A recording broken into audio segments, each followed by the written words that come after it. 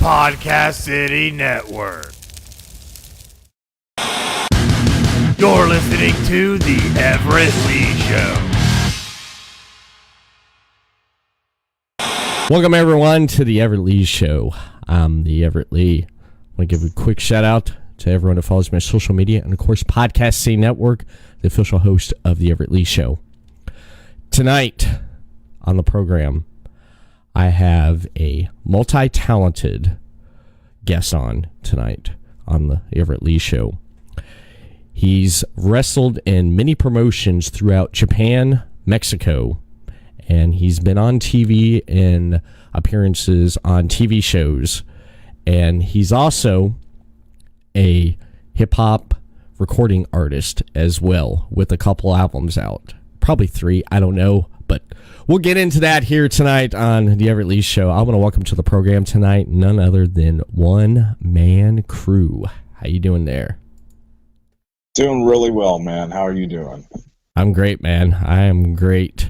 Just trying to get by with this COVID-19. I mean, just trying to take one day at a time to make sure nothing happens. But Was your food stamps come in or something? Yeah. No, I'm just kidding, bro.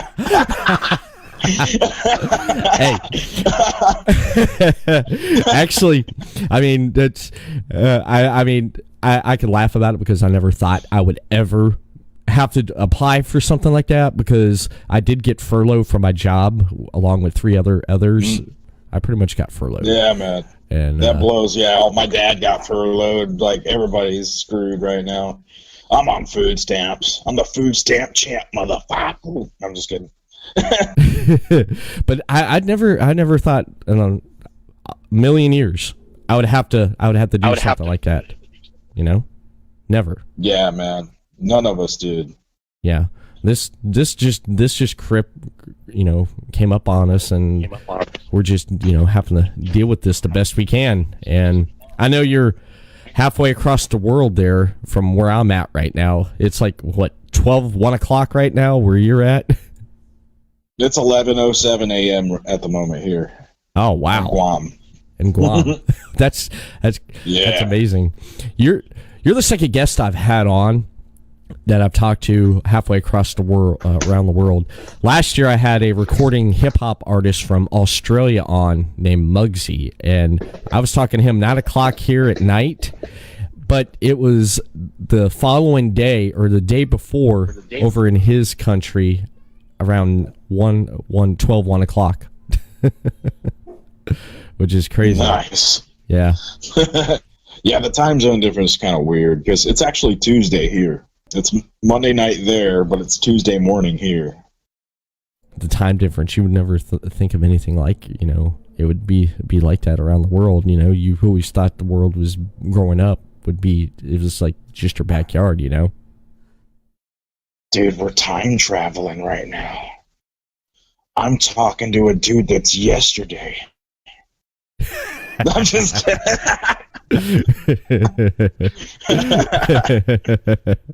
That's amazing. I like that. I'm just stoned, bro. It's all good. It's all good. A lot of people, I'd say, with everything going on, they're pretty much stoned, or they got a drink in their hand. I mean, why would you? Man. Yeah. Why would you? You see him on Facebook, dude? Oh my God, everybody's nasty now. Shit. I know it's some crazy shit that's been going on. It's just some crazy stuff that you see just happening. Oh yeah. Yeah. Pretty much just some crazy shit. But as long as we're doing fine. Just staying at home, just putting out content, and I'm sure you've been busy. What have you been doing with your time? I've been making beats for my next album, and I'm in the writing phase of writing lyrics and stuff for it. You know what sucks, man? I just put out a new album just a few months ago, and then this COVID-19 shit started, and now it's like, man, I can't promote my album. I can't do nothing. Like, nobody knows about it. Nobody gives a shit about it. Like, I sold 20,000 copies of my last album. This one I only sold like 200 copies. Damn. So it's like, wow. Like, yeah, I invested a lot into my new album because I got like famous rappers on it and shit. So it sucks. I took a hit on that one. Yeah. But I'm just picking myself up, dusting myself off, and just gonna keep making music. That's all you can do, man. That's all you can do. I know a lot of artists, they've had this time to actually record stuff. I was hearing something about Metallica. They've already got like a new album already like wrote and ready to record. So a lot of artists is taking that time to actually, be creative and take the time to put something together that's, with their art. Oh yeah, man. You know what I think is awesome is like I see it all everywhere. Like people who like normally don't do anything creative are doing creative things. Mm-hmm. Like for example, like knitting and stuff like that. You know what I mean? Like people have more time on their hands to do the stuff that they forgot that they enjoyed doing. Yeah, that's really. Yeah, that's true. I agree because I've been able to go back and watch wrestling that I've not really had time to sit down and watch. Like here in the last couple of weeks, I've been talking with a lot of talent from up in Hamilton, Ohio, from FGW, Future Great Wrestling, and they got a show they put on their YouTube channel, Future Great Wrestling. It's called FGW Shockwave. So I've had time to go back and watch that because I've gotten myself away from 2 months of not watching WWE. Now, last night I did watch most of what I did with the Money in the Bank just to watch it. And I'm sitting there, I'm like, what's going on? I have not watched this product in 2 months. What the fuck, man? Dude, it's brutal. It is brutal. Like, I watch all of it. Like the AEW, the WWE, like I'm subscribed to their YouTube channel, so like I watch the clips they produce and I'm like, wow, this is sad. It's like you're doing this because of a TV contract. Like, oh my god, nobody's gonna ever come watch wrestling again. Yeah. Well, AEW is not so bad. Their guys are really like busting their asses and doing a good job, but the WWE stuff is just because they rely on too many writers and stuff and people like trying to come up with stuff, and they're just coming up with whack shit left and right, man. You know? Yeah. It's already bad enough you don't have an audience, which is the core component of pro wrestling. Yeah. Yeah, that's, you know what I mean? So yeah, that's pretty much how it is because it's just hard not having that fan reaction there because it's something you get used to. But if you notice, you can tell the difference between a worker that's worked a lot and came from the independent wrestling scene compared to a worker that was put fresh into their performance center and trained there and then put out on NXT and eventually Raw or SmackDown. And you can tell how they work, can't you? Oh yeah. Well, when I watch it now, man, I'm like, damn, I'm glad I don't work for these motherfuckers. Like, I wouldn't want to be that Otis. You know what I mean? Like, yeah. Yeah. I wouldn't want to be Drew McIntyre right now or Braun Strowman right now. I wouldn't want to be any of those guys right now. Like, because they're the face of this shit right now. You know what I mean? Like, and I don't know. I've always used. I'm not like a real politically correct person. I'm kind of like the ultimate warrior, where I just like talk shit and don't give a fuck. Yeah. Know? Yeah. And like, this shit's gay as fuck, bro. Like, it really is. Like, let's just be real about it. Mm-hmm. You know what I mean? Like, I feel like I'm probably never gonna wrestle again, man. Honestly, Like, I was supposed to go back to Japan this year. Yeah. And I don't think it's happening now because all the wrestling in Japan is done, except for like a few like small little indies that are just like, fuck it, let's run wrestling anyway because we ain't got nothing better to do. Right. Yeah, they pretty much just shut their shit down until things get ahead there, haven't they? Oh yeah, man, they're all screwed up in Japan right now. But they're doing things. They're still paying guys though, and they're still taking care of their office people. You know, so they're losing money. They're leaking money like a woman on her period. You know what I'm saying? But yeah, that's that's pretty. I know what you mean there. I definitely know what you mean. And speaking of wrestling in Japan, you've wrestled quite a bit and a lot of promotions over in Japan and Mexico. But when did you first start watching wrestling? What was your first exposure to wrestling? I was 7 years old. What was I? I was in first grade. What was I? 6 years old, and I was at a babysitter's house, and there was other kids there, and they had a Nintendo there, an old NES, and I wanted to play Super Mario Brothers, and they were watching WrestleMania. I was like, man, this shit's gay as fuck. I want to play Nintendo. And like, that's really what I thought, man. Like, I was like, man, this shit's whack. Like, I don't watch this bullshit. And then I couldn't take my eyes off of it. Yeah. It hooked you. Yeah, man. It did, man. It was one of the WrestleManias. I can't remember. I think it was 5 or 6. I can't remember which one it was. I was 6 or 7 years old. And, yeah, man. After that, I had the seed planted in me, like, about wrestling. And I was at a bowling alley, and I played the WWE Superstars arcade game, and that's actually what made me start watching it. And I started watching it around like late 94, early 95, right when Bob Backlund like won a title from Bret Hart, when his mom threw in the towel. That's around the time I really started watching it for real. Uh-huh. You know, like tuning in every week to watch the shit. You know what I mean? Yeah. And my favorite wrestlers at that time were Bam Bam Bigelow, Jerry the King Lawler, Sid Vicious, and Diesel, Big Daddy Cool Diesel, and Razor Ramon. Those were my 5 favorite wrestlers at that time.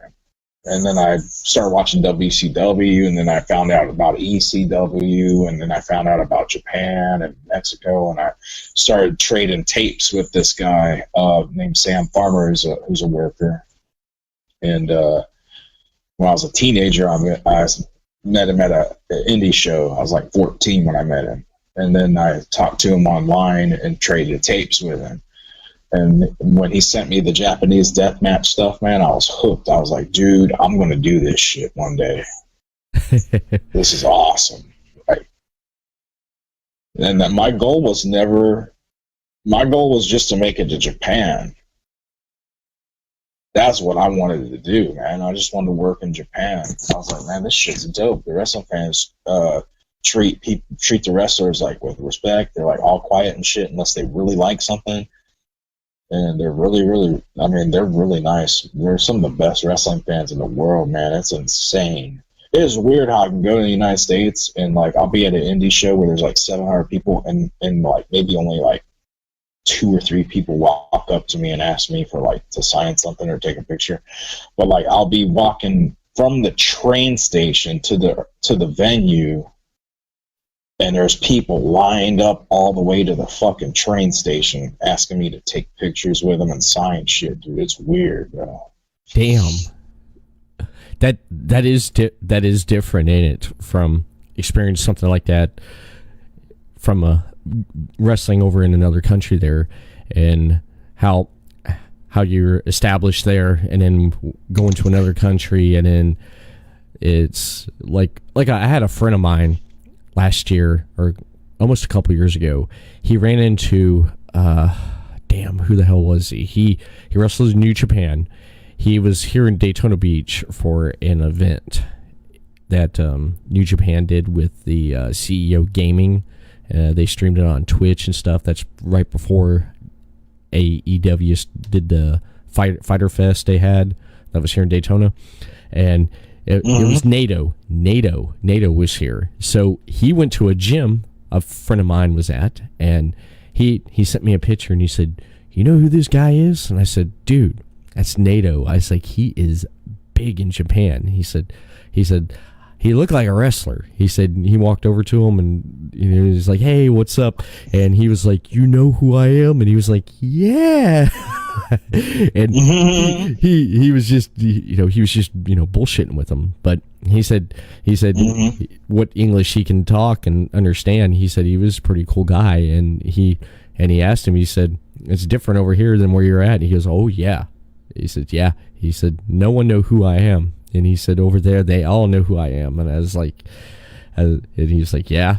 And when he sent me that picture, I'm like, "Yeah." I was like, that guy is big over there. I was like, that's pretty cool. You got to meet him. But that is crazy.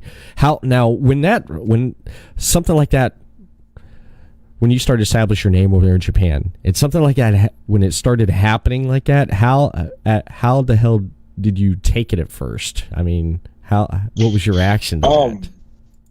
So I didn't really realize how over I was until the next year. Mm-hmm. The first time I went, it was in 2012. I did 3 tours in 2012. And then I took 6 months off or something like that and was working a little indies in the United States for a minute.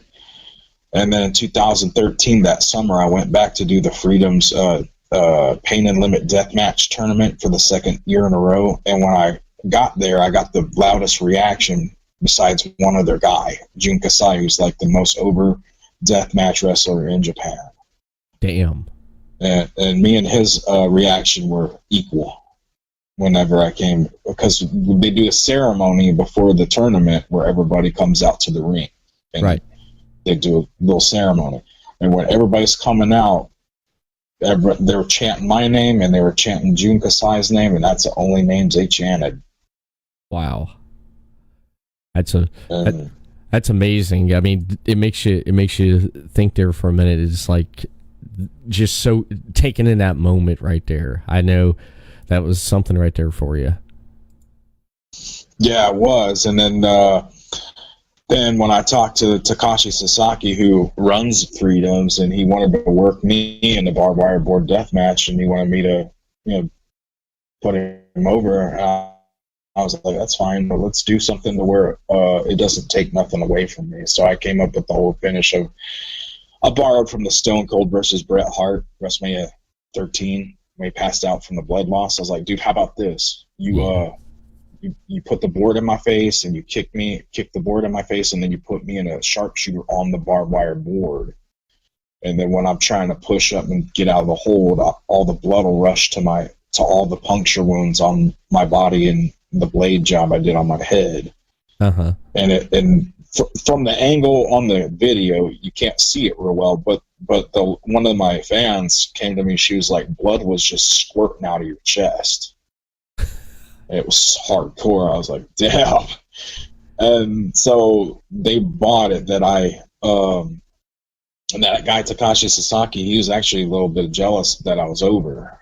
And that's why he wanted to job me out to himself at my expense. He wanted to go over, and because he saw how over I was, he's like, well, if I beat this dude, then maybe I'll get over it. Yeah.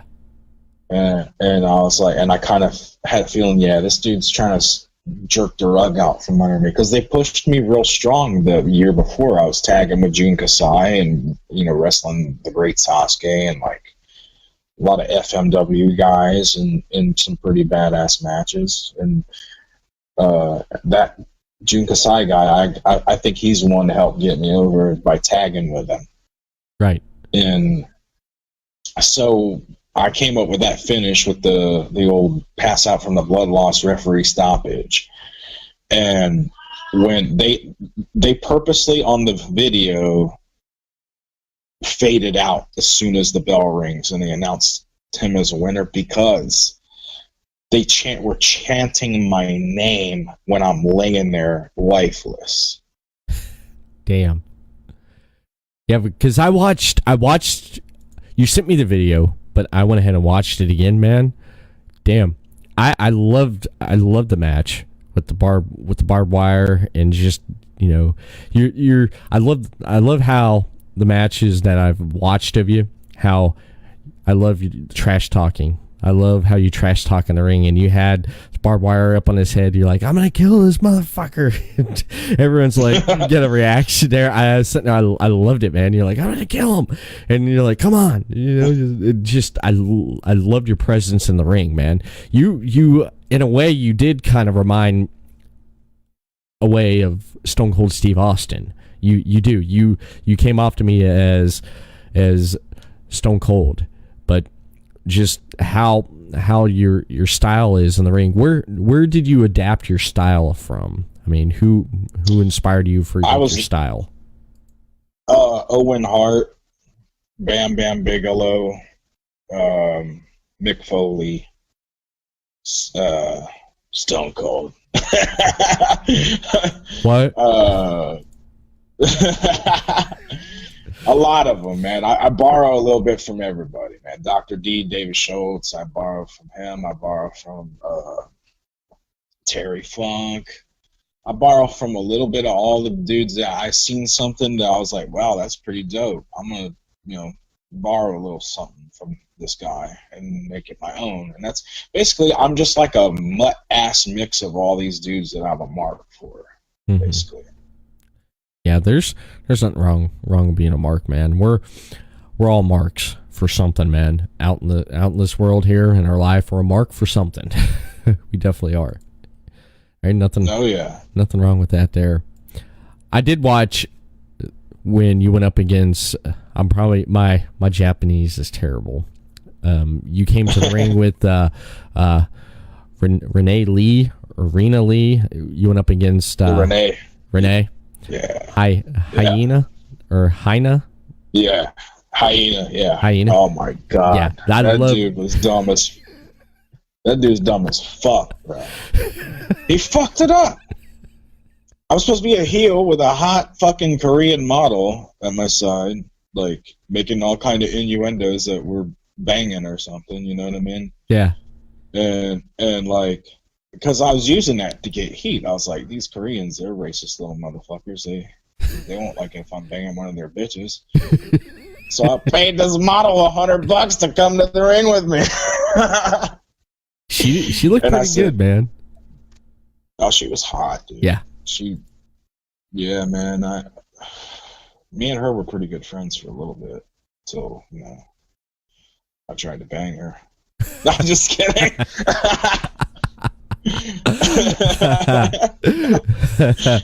But she played a factor in that match there. I liked how she got involved and with what she did there. I thought that was really great there because yeah, she had no training. She listened really well to my instructions, and you know, she messed up a little bit, but we covered it up. And fucking Hyena, that dude, I was trying to help him in his wrestling company. His promotion is just like a bunch of fucking wrestling fanboys that have never made money in their life in the business, except one guy. He went to Japan because he was good. And they were drawing 10 people per show with a free admission. And I was like, dude, nobody's going to see the value in this if you don't charge money. And I was like, this is a business, bro. You got to pay me. Like, yeah. I don't care if it's only $5. If in order for me to justify calling myself a professional, you got to pay me, man. Like, right. I told this guy. So he paid me like $10, like whatever. And I was like, that's fine, man. I'm just trying to help these guys because I tried to help them turn shit around for their career. Because I hated the fact that Korean pro wrestling sucked and nobody gave a shit about it in Korea. Like, they're like MMA and stuff like that. But Yeah. in Japan, it's kind of weird because they like everything. But I went there and I was like, okay, dude, this is my first match for you, man. So I need to go over. If I'm working you, you need to put me over tonight in a dirty way, like where I can get some heat, and that way next time we work, they'll want to see you kick my ass. But right. he wanted to go over on me so fucking bad. I was just like, all right, dude, fuck it. I'll just do whatever you say, because every idea I was telling him, he was just like, he balked at every fucking thing I was telling him. And then like he's in the ring with me before the show like a fucking mark, like trying to go over the whole match, and he's like, I'm gonna do this to you and do that to you. I was like, no, you're not.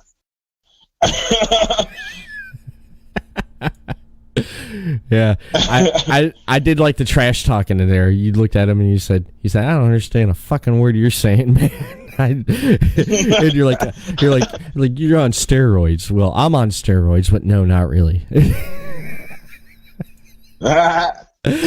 No, actually, I was taking anabolic steroids for quite a few years. Like it started in 2012 when I first got booked in Japan. I was so scared to death that I was going to go over there and suck. Right. Because I had started getting injuries, and my doctor told me like the year before that I should retire. After like my 11th year in the business, I'm being told I need to retire. So I just said, fuck it, I'm gonna start taking steroids and see if I can run myself into the ground. and so I started taking roids, and that's how I started getting really big and fat, man. Because like once I stop taking them, dude, like you get like estrogen problems and shit, and you get titties. I've always had titties because I was an ADD kid, and I took a ADD medicine called Ritalin that gives you bitch tits. So I've always had bitch tits since I was a kid. But like I'm talking about like when I first came off of steroids. I'm talking about I had fucking D cups, bro. Damn.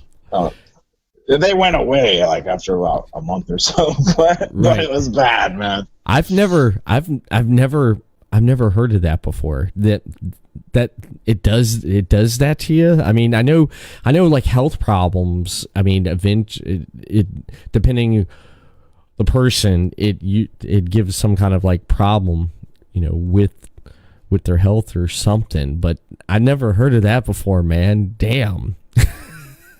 Yeah, bro. It's well, it messes with your libido, it shrinks your nuts a little bit. My balls were like oversized anyway, so they needed to shrink a little bit. They could take it.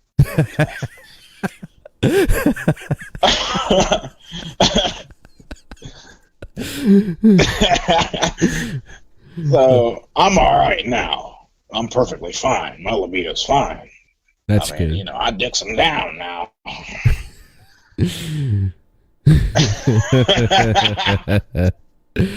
Damn. That's crazy. But yeah, I get it. You had to do what you had to do, because I mean, you did get over with the Japanese audience there. And was it 2012 you won the Voviman Japanese Championship? Am I saying that correctly? The first ever Vovinam Japan Championship. Yeah, it's a martial. Vovinam Viet Vo Dao is a Japanese martial. I mean, it's a Vietnamese martial art that my sensei Fugo Yumeji, he went over to Vietnam and studied it and became the first ever Japanese Vovinam sensei. So I happened to train with him in the infancy of his school, and I trained for about 5 or 6 months with him, and then I was in the Vovinam Championship, and I got 3rd place. And there was people training way before me when I first came in, but yeah, it was pretty cool to be a part of that. Now Vovinam Japan's huge, man. Like back then, it wasn't that big, right? But to be able to say that I was a part of the first one and I got 3rd place in it, it's pretty dope, I think. I mean, That's amazing. You pretty much, looking at your resume here, you've let me switch over here. You've had Taekwondo. You've done Dragon Kimpo. You've in submission and kickboxing. Yeah. With Jerry Poe. Yeah. And that was when I was in my early 20s. I went to Lima, Ohio, and I trained in the MMA because they had a wrestling ring in there, and I was in there like messing around in the ring. And he was like, "Hey, man, you want to train with me?" I was like, "Yeah, you're free to join my classes." And so I just joined his MMA classes. They didn't charge me nothing, and it's pretty cool. And then when I was a kid, I took Taekwondo for a little while, and I didn't get very far in it because my dad, at the time he was kind of a douchebag. He didn't want to pay for it anymore. So right, because I was picking fights with people at school and kicking motherfuckers in the head at school and all kind of weird shit. So he stopped paying for that. So yeah. So that pretty much was the end of that. There, just right down the house from my house here, just not even like 5 minutes. There's this place that when I was growing up, it used to be like a laundromat, and then it went out of business, and then who would ever think of a laundromat going out of business? But this one did. But wow. But the space there, stuff is come and gone, and the last thing that was put in there was I can't even say it. It's Korean self-defense. Kaipai. I'm probably saying it wrong there. It starts with a K. My language skills suck. It's Kindopo, or not Kindopo. It's the opposite of that. It's more self-defense. If someone comes at you, you basically, everything is, you can take them down. Just different ways to take down your attacker, or it's more defensive martial arts.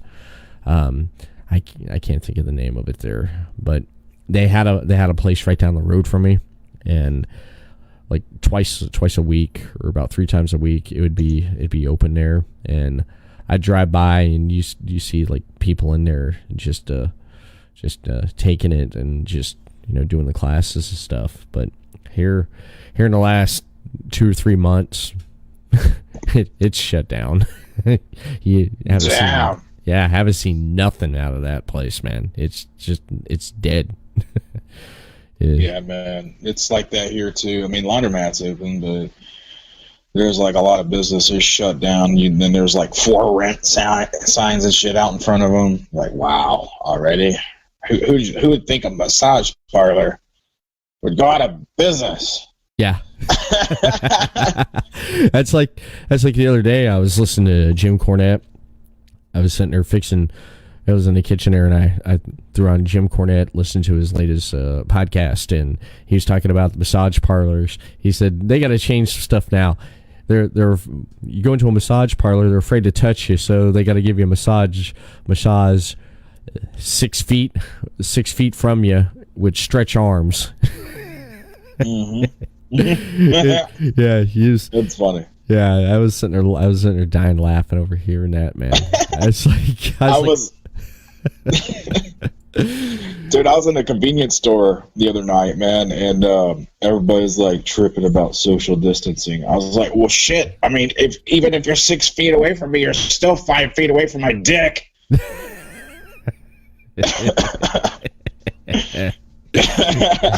That's great.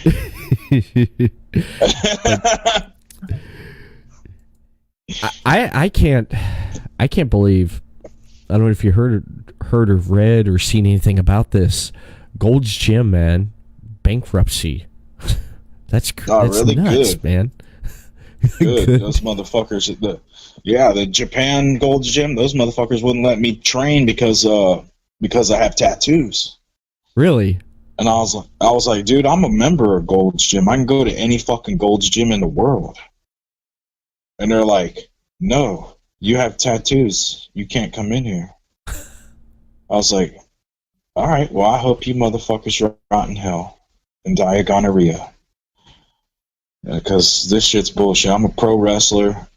I gotta look good. I'm getting over. You don't understand. I'm getting the breaks. I'm getting the money. I'm getting everything. I gotta look better so I can get bigger opportunities. I was trying to tell the manager, like, look, dude, I'm not a fucking yakuza. I have tattoos because I'm a pro wrestler and I need to look imposing. And they still wouldn't let me train, so I'm like, shit. All right. And I never went to a Gold's Gym ever again after that. Ever. I was like, fuck Gold's Gym. That's crazy. That's crazy. Being over on that part of the world there, when you first got there and just, looking at everything, and it's like, wow, being over this part of the world.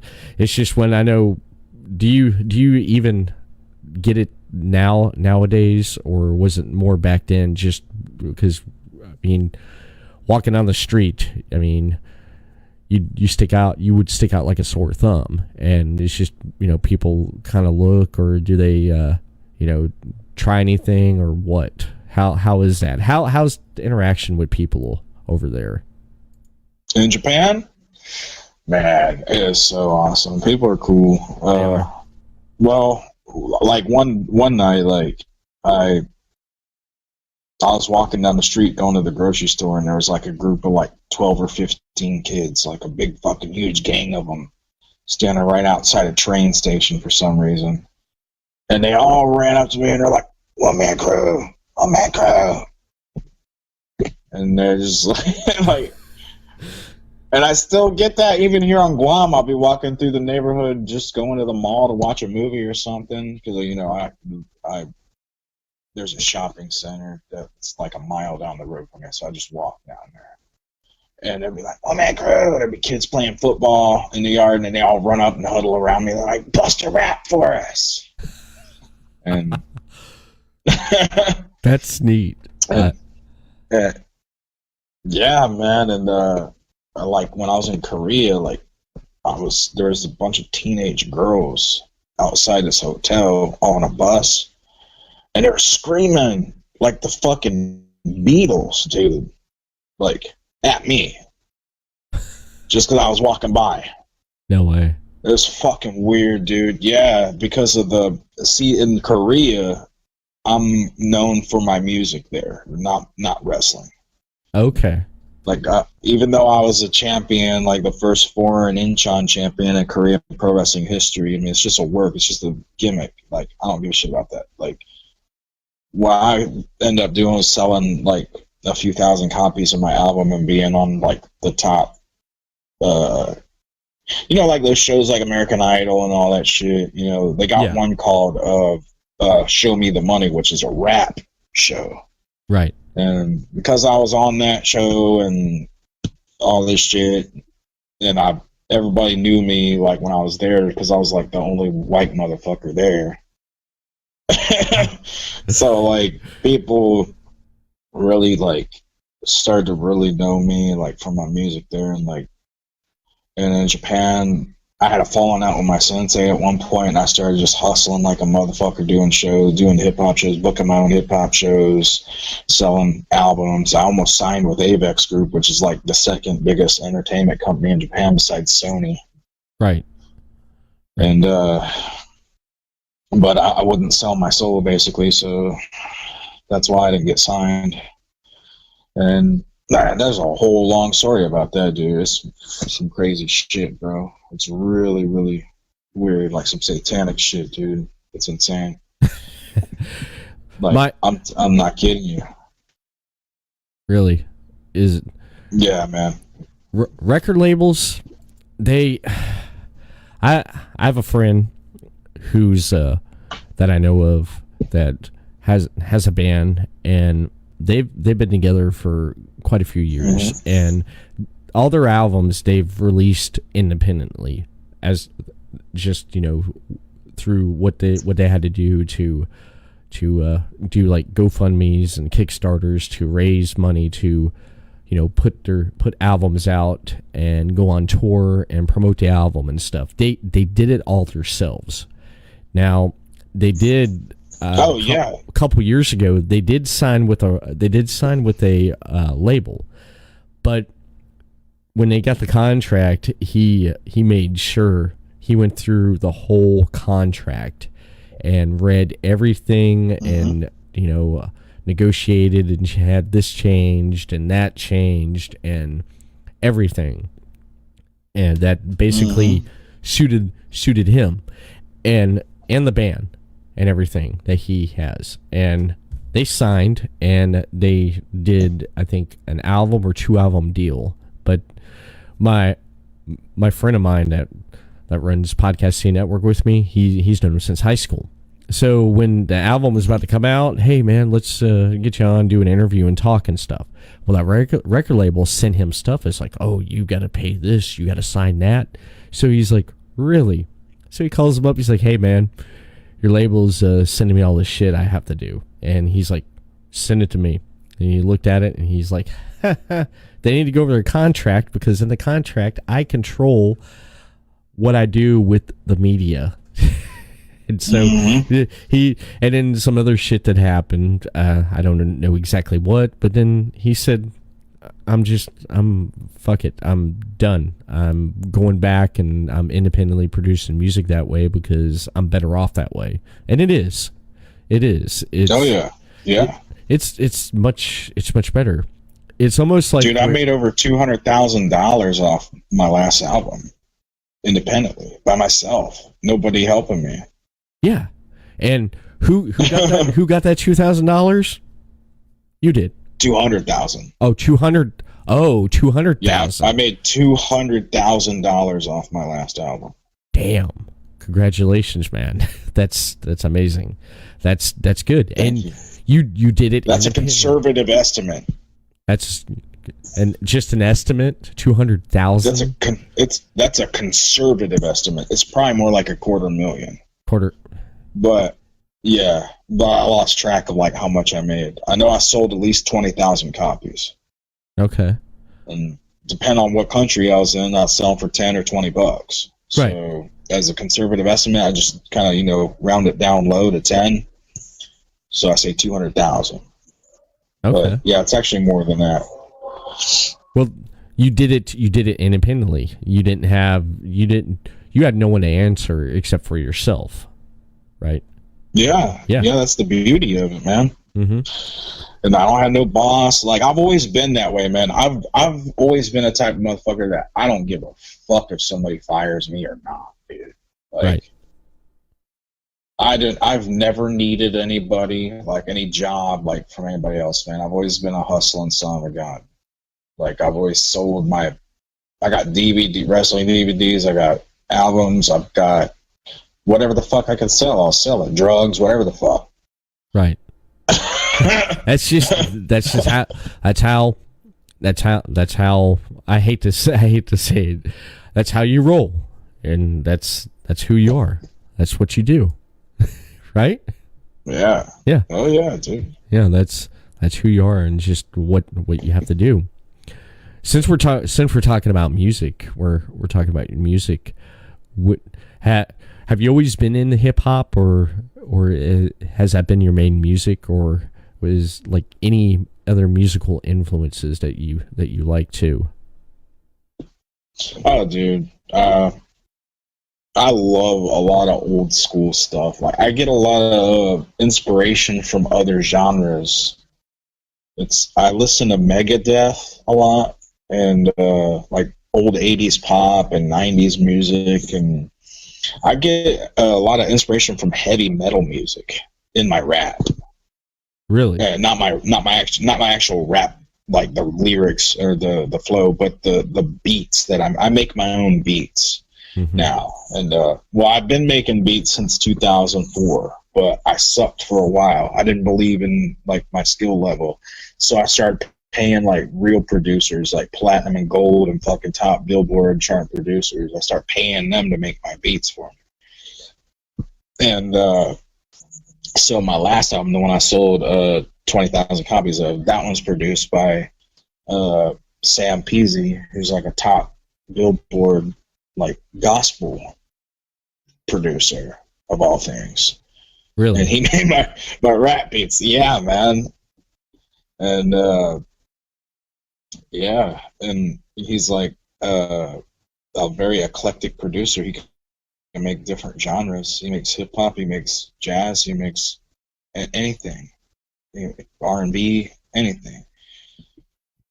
And so that, and then before him though, I was working with a couple of Insane Clown Posse's producers on a like a little EP project. I had bought like 6 beats off of 2 ICP's producers, and I made a little 4-song EP out of it because 2 of the beats I didn't like. I was like, I should just not use these, even though I paid for them. Right. So I put a little 4-song EP out and sold. I went out to California and did a show and sold like a few hundred copies of it out there. But then, but nowadays, man, like I'm so like good at what I do with the music. It's insane. Like I cannot believe, like there's beats I listen to that I'm working on that like I'm like crying happy tears and shit. Like golly, I can't believe I made something this dope. Like nobody else has this shit but me. Only I have this because I made this. Like it's weird. Because it came from the heart, man. It came from the heart. You inspired. What inspires you? You take that. It's you take whatever inspires you, and you take it and you mold it into whatever comes out. And usually it's good, or usually it's not. And then some things work, some things don't. But if you're like really feeling it, it's like it's coming from the heart, man. And so if it feels right to you, then it's right. I don't know if you ever heard that. If you trust your gut, and if if your gut tells you no, then it's no. But if it's good, it's good. And if you feel it, then you feel it, man. Oh, I feel it. Yeah. I feel it. It's in there. It comes out of me, man. And then, like, it's weird when I write my raps. It's like the hand of God is like touching my brain when I'm writing my actual lyrics. It's weird, man. Like, there are songs that like I can't even remember writing them. Mm-hmm. At all, and it just flows, don't it? Yeah, it just starts coming out of me when I try to put stuff together like a puzzle at first. When I try to like write, I'm trying to match these flow patterns and put some words to it, and then once I come up with like the first 2 bars, then all of a sudden it just comes out of me. Like I just start writing, and then I'll go over it and fix a few things and make something sound better, like flow wise. Yeah, man. It's pretty dope. I love being an artist, man. It's fun. It really is. Today I dusted off my 4-string bass, and I pulled up some sheet tabs to a song, and I was sitting there, I'm like playing, and I'm like, damn, this bass sounds so terrible. And then I had to tune it, and I was like, how the fuck do I tune this thing? Because it's been forever since I played. So I had to go on, and I had to, oh, that's how you tune it. Okay. And so I hooked it up, and I just started plucking around on it there for about an hour, and I was like, this is great. This feels good. I haven't done this forever. So I messed around with that, and I put it back. But back when I was a teenager, me and my friends, we got together. We wanted to be the next band right here I'm wearing, and we didn't go far. We didn't go far. We played. I played guitar and screamed, and had my cousin played drums. She played drums, and then her boyfriend played guitar, and we had a couple bass players, and then we didn't get far, man. I'll tell you how far we got. Just to the garage doors, and that's about it. You know, man, the thing about bands, man, is like everybody's dependent on everybody else. You know what I mean? On somebody else in there. You know, you're dependent. If you're a 4-piece band, you're dependent on 3 other people. Yeah. Yeah. If one of them can't do it, then you're fucked. Right. You know what I mean?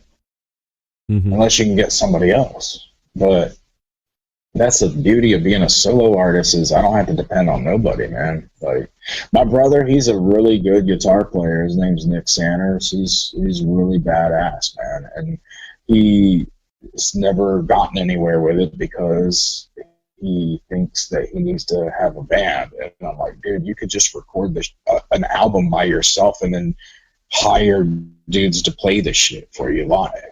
Like, yeah, that's what G.G. Allen did. Yeah, I've heard of people doing that before. I've heard of you know who G.G. Allen is?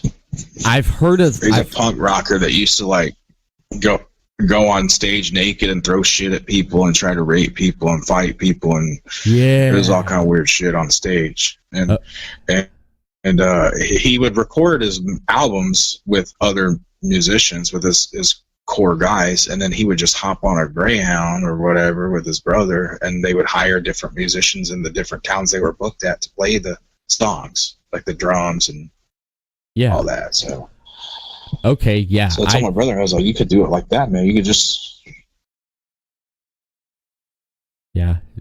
I told him I could produce the shit for you, and then you could just hire a band to play the shit live. But, you know, he's doing his thing right now. He's got a nice little girlfriend named Erica, and she's pretty cool. That's cool. I mean, anyway, yeah, I like that. But yeah, he's an electrician, and so my brother's an electrician, and he's dealing with some stuff in his life, but he's so good at what he does. Like, that's why I'm surprised he hasn't made it anywhere. He's like a Dave Mustaine type dude, you know, on the guitar. Or like a Dimebag Darrell or something, dude. He's that good, man. And anyway, I'll get off that right now. I want to talk about my brother no more. Okay. I don't want to put him over. I don't want to put him over no more. He's your rid him when I talk to him next. He's your family. He's your family, man. I mean, I have dude, 6. My brother's so fucking awesome, man. Let me tell you something about him, man. He remember you said you heard the story when Bruce Barber Beefcake, when I tagged with him against Butterbean? Yeah, where that story there. Like before we talked on here. Yeah, the story where I don't want to. Maybe I should retell the whole story. But anyway, so I'll just retell the story because of what I want to put my brother over on that never made it to TV, and I was pissed. So yeah, Butterbean and we put this show together called the Battle Against Drugs for, you know, raise money for the DARE program or whatever, and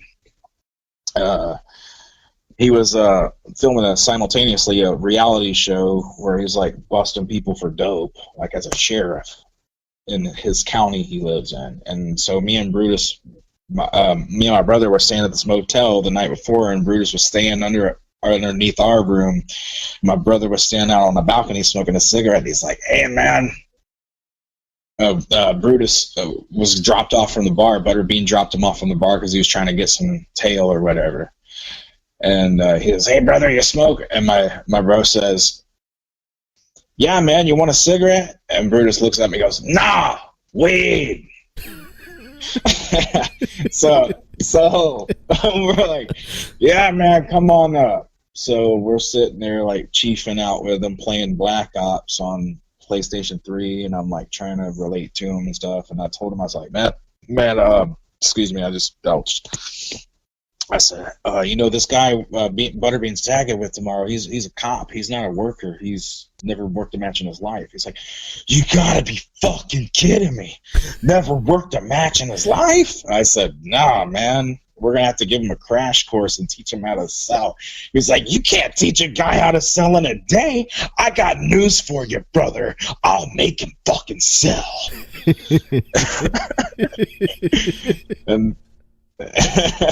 And so the next day, like, we're at the assembly where I'm wrestling like one of the fake Doink the Clowns, and then afterwards Brutus is like talking to the high school kids about staying away from drugs and all that. So don't smoke weed and don't do coke and don't do this and don't do that because it's gonna ruin your life and all this. And then like as soon as he's done, as soon as he drops the mic on the kids, he comes walking back to the boys' dressing room because it was in the gymnasium, and I'm back there. He's like, "Hey brother, you guys got another joint?" Like, he just told his kids not to smoke weed, and he says to me if I got a joint.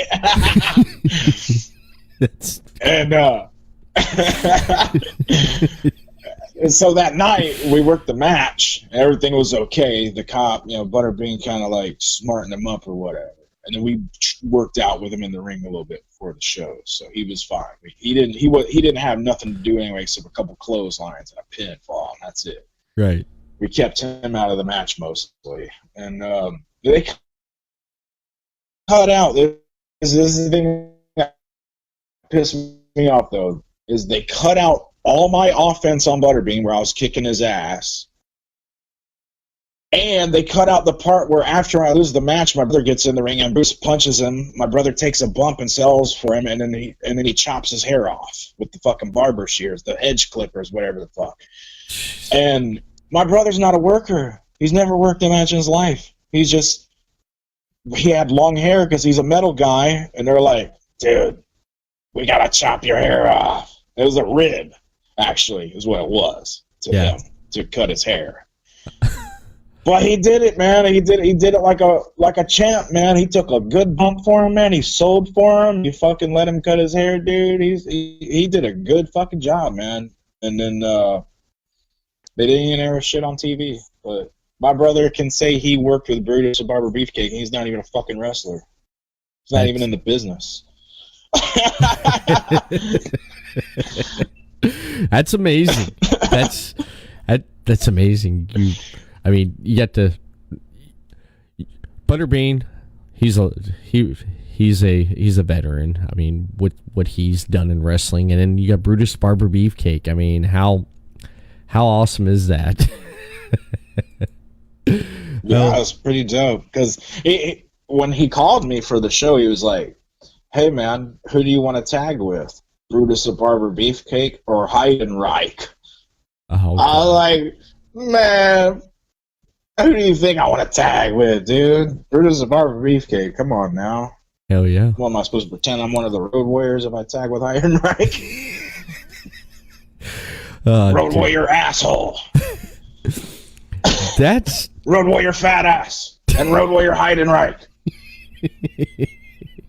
Heidenreich just never did come off. I don't know what it is. He didn't come off that right when he was up there in WWE. To me, I just looked at him like, yeah, this guy ain't right.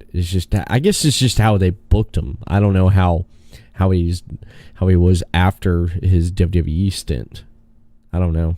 I've never met him, so I don't know. I heard he's kind of a weird dude, but yeah, I try to stay away from guys like that. Yeah. Not just kidding.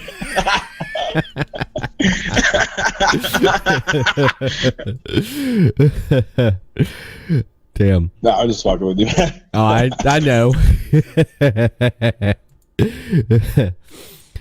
You got any other questions about anything, man? Like, I don't know how much you know about me. I mean, shit, I don't expect you to know anything. Well, I got some more stuff here. I love this. I love talking with you and just hearing about you over in Japan and South Korea, and it's good shit, man. I love it. Now, let me tell you this funny story in Japan, man. I was talking to my sensei about this wrestling promoter that he and I both don't like. Mm-hmm. His name is Nakamura, and his name's Yoshiyuki Nakamura. He was the president of 01, and my sensei used to work in the front office with him at 01 under Hashimoto's original 01. And so when I lobbied to come work in Japan, Nakamura was talking shit about me, like, you're too fat, you need this, you need a lot of things. And because my sensei hates that guy, he's like, he saw that when he was talking shit on the pro res Facebook groups. He's like, I'm gonna help this dude, and so he helped me get booked out there. He saw the tape and he's like, nah, dude, this dude's money. Like, let's bring him in. And so I'm chilling at my sensei's house and we're talking about this guy, and he's telling me all these fucked up stories about this dude, and I'm just like, wow, what a cocksucker. And he goes, Kakosaka, cocksucker, you know cocksucker-san? Like, cocksucker-san, the fuck you talking about, bruh? He's like, cocksucker-san, wow, full contact karate magazine no editor desu. Means he's the editor of the Full Contact Karate magazine. Motherfucker's name is Mr. Kakusaka. Kakusaka-san.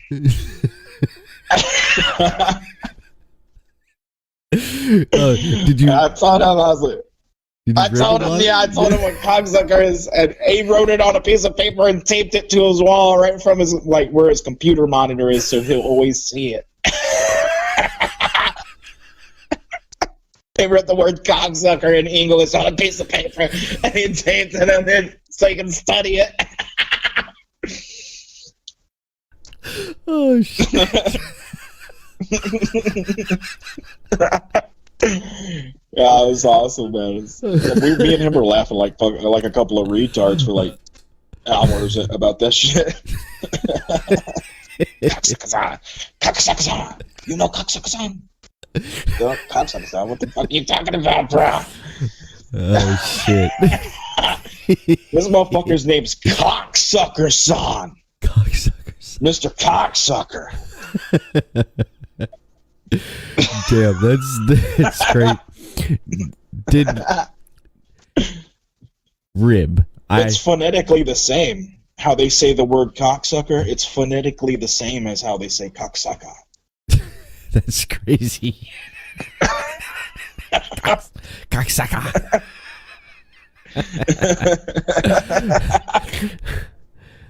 I like some creamy young some guy. Creamy young some guy. some young guy. That would be Wayne's World 2. Korean.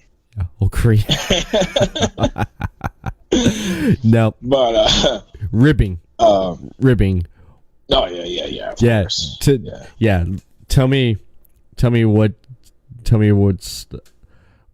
which one of your favorite ribs you've done on someone. What's one of your favorites there? One I've done on someone? Shit. Yeah. You've done some ribbing. I've done some shit. I've done some ribs that if I told them on here, I'd probably get arrested. Like, oh shit. You don't want that. Like, don't want that. It's just anything that there's a statute of limitations on this shit. It's a really long time. Damn. So you've done some crazy shit on some ribs then. Yeah, well, people's ribbed me, man. I've never been a big ribber. If I rib people, it's more verbally, like I'm fucking with them or something. You know what I mean? Because I have like a witty sense of humor, and I joke about shit and fuck with people like that. But I don't actually like shit in people's bags or nothing like that. But, yeah. I tell you some ribs that were pulled on me, man.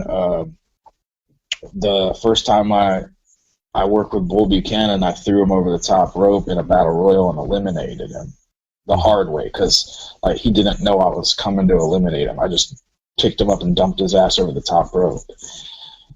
And because I did that, he went to the fucking dressing room and put zip ties on my fucking bag. He zip tied him to the bench in the locker room. And he zip tied the fucking locks, and he zip tied the zippers to where I couldn't open the shit. He fucking zip tied the fuck out of it, dude. Oh shit! I still can't prove it was him, but I know it was fucking him because I was still in the battle royal, and when I came back from the battle royal, my shit was fucked up like that. God. So I know he did it. Had to have been him because I fucking dumped his ass over the top rope hard way. So he probably fucking. I've never heard of anything like that. It's pretty damn creative. So I think he did that, man. Seriously. That's pretty damn creative. Yeah, then, the next time we worked, dude, he fucked my shit up. I was pissed because I thought I broke my fucking leg after I went over the top rope.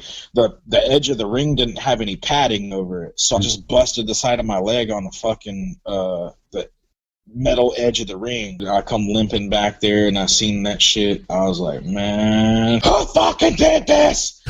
I swear to God, if I find out who fucking did this, I'm gonna beat the fuck out of him.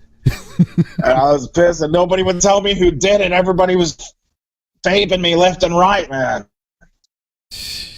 That's crazy. I was so mad. The only reason I was mad because I was injured. Like, I busted my leg, and I come hobbling back there and seen that shit. I was like, "Who the fuck did this?" It was crazy, man. That was funny. That's great. And then this one guy, he pissed in my fucking. I had a 2-liter bottle of Coca-Cola that I was drinking, and he fucking pissed in it. I drank. I was like, "Motherfucker, you piss in my shit!"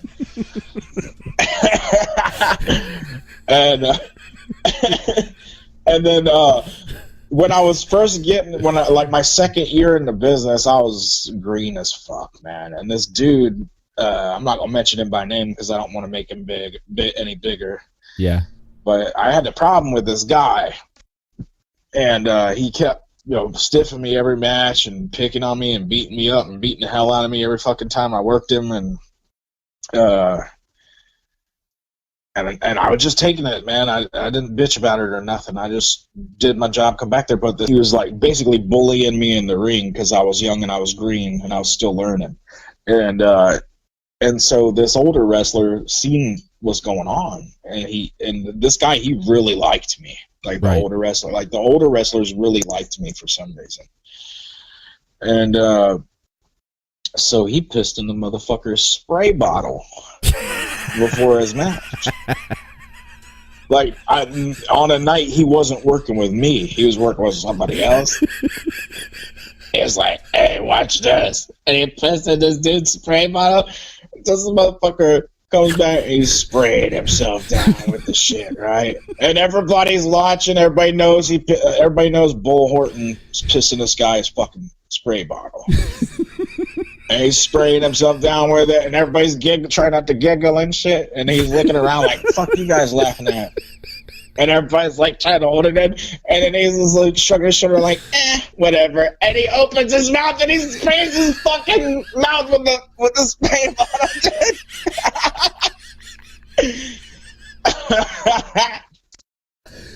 That's the best rib I was in on, man. Oh my god. Yeah, and when he sprayed his mouth, nobody could hold it in anymore. Everybody was laughing at his dumbass, and he still didn't know what the fuck was going on. Oh shit! He had no fucking idea. I think that's the best. That's the best one I've heard of, man. Damn. Yeah, man. Then this dude named TC Carnage, one time he walks up to me, he's like, "Hey man, let me show you how to do this hold." I was like, "All right." So I give him my arm, my left arm, and he's like put me in like a wrist lock, and then he like punches me dead in the nuts. Oh God.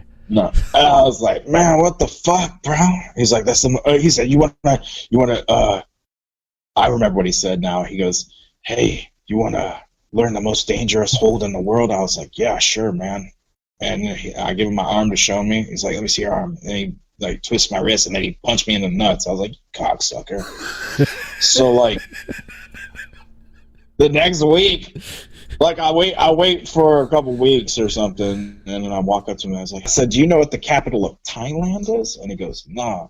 I said, "Bangkok," and I busted him right in the fucking nuts.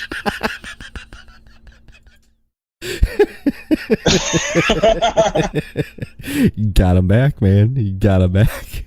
That's great. And Everett will see. The whole dressing room saw because when he did it to me, and I waited till the whole dressing room would see when I did it to him.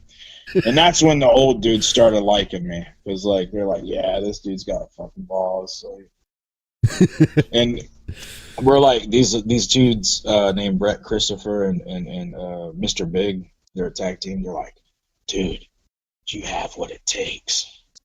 Like where people are beating you and beating you and beating you and beating you, and you just keep coming back. It's like, stick with this shit. Don't give up on it. Like you really have what it takes. So I took that to heart, man, and that's how I made it as far as I did. I was never supposed to make it this far, dude. I was never trained. No? I was just a glorified yard tard, bro. Yeah, starting out until like the older guys liked me and started, bringing me under their wing and teaching me stuff. But I was never like formally trained like the old school way, like I was supposed to be. Right. Until I went to Japan, I started training with them motherfuckers in their training camps and stuff. And I've heard their training camps, man, are that's some shit is serious. I think it was Finn Balor. Yeah. I was watching a thing on Finn Balor, and he was talking about it and stuff. That's real. It's almost like a religion. It is. And oh yeah. Well, I go over there and I'm like, yeah, I'm sorry, man. I'm hurt. I got an injury. I can't work out today. Like, and I'll just try to find a way to get out of this shit, Because I don't. There's just some shit I don't need to do. I don't need to do 1,000 fucking squats. Like, come on now. I'm not a fucking young boy. Like, I was in my 30s when I'm over there training with these motherfuckers, and they got young dudes like 18, 19, 20. And I'm like, yeah, I think this shit's for you guys. Fuck that. Yeah. Damn. But I did do it though. Like, I did train with them, and yeah, it was fun, man. I love my time in Japan. Was like the best time of my life, bro. Like, it's amazing, man. No one. You experience something, and you actually experience something that a lot of people don't get to experience.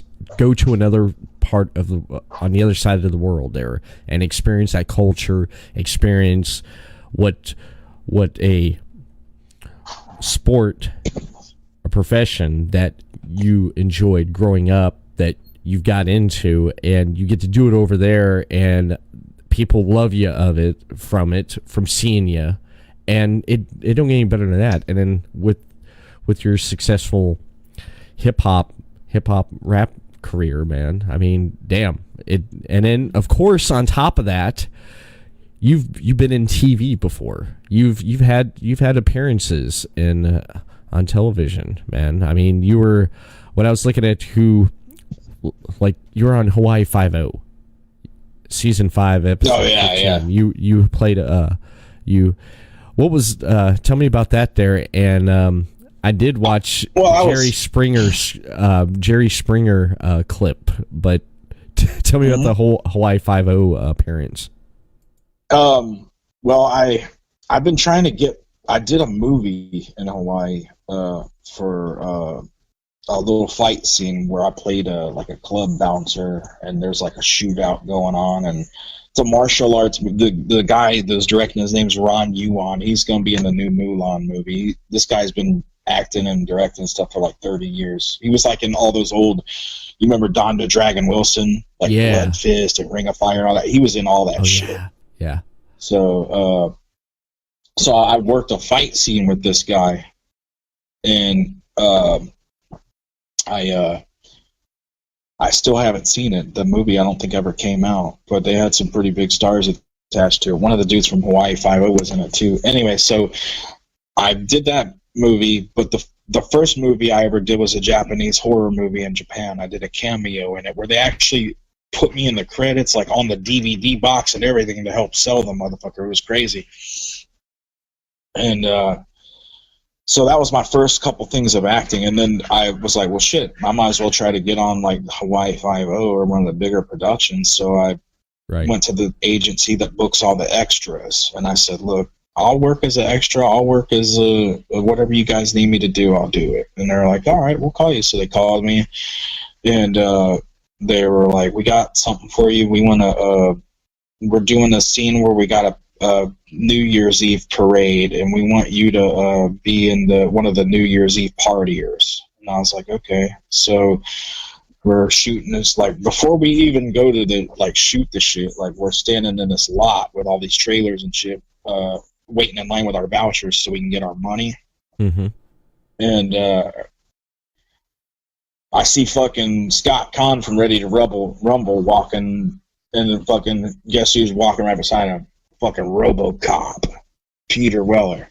No way. It's like directing simultaneously. He was directing another episode, and yeah, so I get this all RoboCop and fucking the dude from Ready to Rumble. But I didn't say shit to him, right? I just stood in line, did my voucher, and then when we shot the scene, it was like Chinese New Year parade and stuff, and they do a big shot of the street where you could see the people in the parade with the dragon and stuff, and then I was the dude with the blonde hair right beside the guy with the walk, cooking on the walk. I was the guy with the bleach blonde hair, like dancing like a fool. I did that on purpose so that I would stand out to where, like, if I'm trying to show one of my family members something that's me, they'll be able to see me easier by, like, dancing around like I was doing some Chris Farley shit, bro. It was crazy. That's and they only use like 2 or 3 seconds of it. You know, you only get to see me for like 2 fucking seconds. And then they film some other stuff with me where this guy, he's escaping, somebody's trying to kill him. Mm-hmm. And then they had me do some shit where, like, I'm walking in front of him and he bumps into me and shit, and they didn't even use it, you know. But yeah, but they did use the part where I was dancing like a fool. so on that episode, you can actually only see me for like 2 or 3 seconds, but I got paid like pretty good money to do that, and it was like my first legit like studio check. You know what I'm saying? It was pretty cool. Yeah, that's amazing. That's amazing. I'm gonna have to go look at that there. And I did watch that clip of Jerry Springer. When I seen that it said Jerry Springer, I said, no way. I gotta check this out. I gotta check this out, because when I was in high school at the hype of Jerry Springer there, 97, 98, I was a senior in high school, so I remember when it was like Jerry was like at the top there, at the peak of his popularity. And when I seen that there, I was looking at your stuff there, and I saw the clip, and I was like, damn, that was, you were a little bit younger back then there, but the whole setup with Rampage Wrestling, Championship Wrestling there, with the women there. Right. Tell me about that there. Yeah. Oh my god. Or do you rather not talk about it?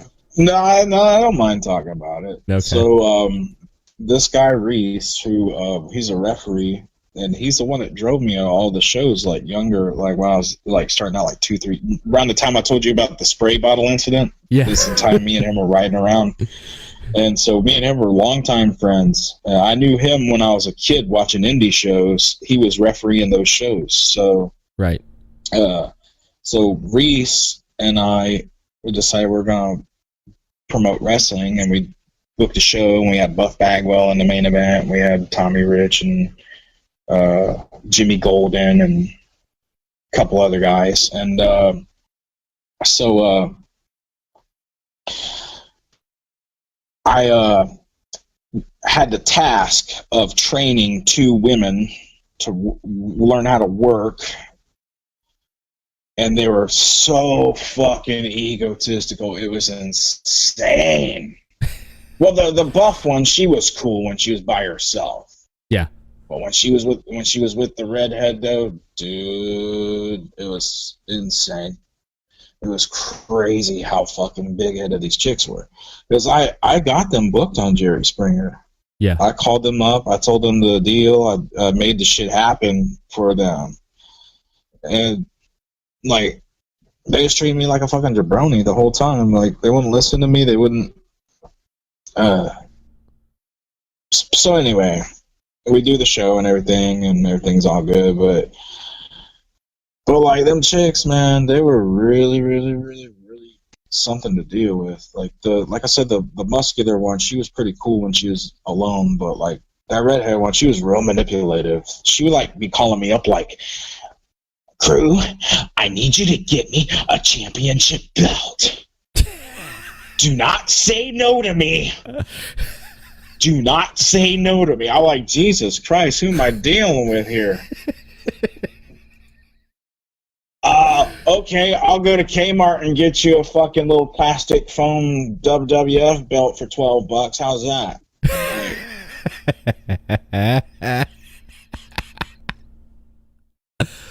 Like, I don't know what you're asking me for. I'm not fucking buying no title belts for you. Right. No, like, we had like these generic belts that this other promoter let us borrow, and you know, like they didn't have no letter, like alphabet, like governing body. Yeah. Letters like WWE or no shit, you know, on it. It just said women's champion on it or whatever, right? So yeah. So the other guy, Reese, he would, you know, get these belts from the other promoters he knew, and then she's calling me up about the shit. Like, I need a belt. I'm going on a TV. I forget what she said. She had something. She was going to do some appearance or something on some shit, and she wanted to go promote herself, and felt like she needed a title belt. And I was like, you know, you don't need a title belt to promote yourself. Yeah. You just go and talk about it and just be cool, you know? Mm-hmm. Like, that's just the kind of shit I had to deal with, man. Like, yeah. Trying to tell me what the fucking business is.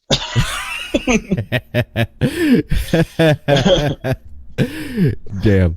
That's I watched that shit was crazy there with the Jello. Yeah, and the chick that won, she didn't even fucking acknowledge me like after she won the match. Like she was supposed to like act like she was happy that I'm her trainer and like give me a high five or some shit, you know, like and she didn't even do it. Like it was all about them, you know what I mean? Like for them, they were in it for the wrong reasons. Like the Rebecca, the redheaded one, she wanted to fucking be with Edge. Like that was her goal. She's gonna sleep her way to Edge or whatever, or fucking whatever the fuck. Like, damn. And then the muscle bound one, she was just a mom doing her thing. You know what I mean? Yeah. And she was swole. She looked good. She was pretty in the face when you meet her in person.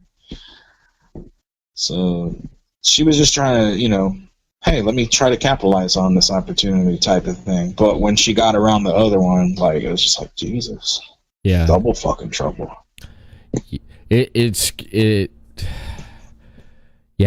of like I don't know how people could be like that sometimes when they're okay, and then when another person is in their environment, then it's like they go all haywire and they just they change. I don't get that sometimes with people. I don't get that. No, neither, man. Like, I've never been a big egotistical person, man. That's probably why I'm not like at the top of the industry or whatever, because like I don't take myself too seriously, man. You know, I'm just a regular dude that just happens to have a lot of talent and enjoys, you know, entertaining people. That's all. I mean, right. But these other dudes, they got like, I got more talent in the head of my dick than they do their whole body, and they think they're the shit. It's just like, okay. If it works for you, that's fine, buddy. Yeah. Well, I mean, look, like I said earlier, look what you've accomplished. No one's what you've accomplished there. No one's actually have what they may have dreamed it, and I think I will. You did it. You did it. You set out and you're like, I'm going to do this. I'm going to do that. And dude. And I did it, man. You did it. I banged the hell out of all them Japanese chicks.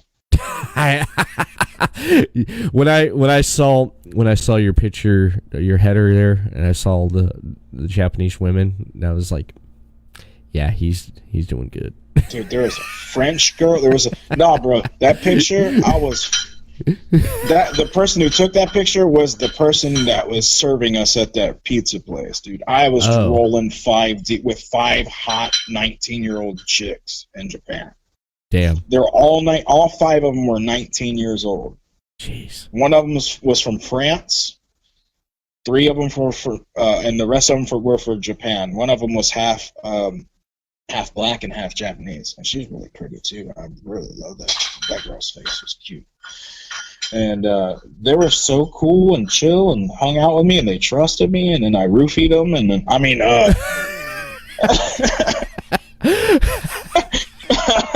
Oh man, that's a little bit too much there. Too much information. I'm just kidding, dude. I'm just kidding.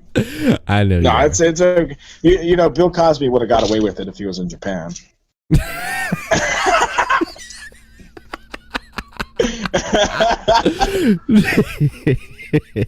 I'm just kidding. I was pulling a fucking dynamite kid on all these bitches. Would you like to have my pudding pop? Nah, man, I was just joking about that stuff. I actually didn't touch any of those girls in a sexual way. Those 5 hotties that was in that picture with me, I didn't touch none of them because they were too young for me.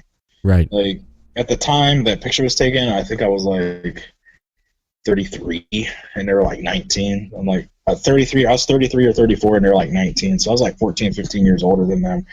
So like back when I was rubbing one out to Sonny in Raw magazine, that's about the time they were born.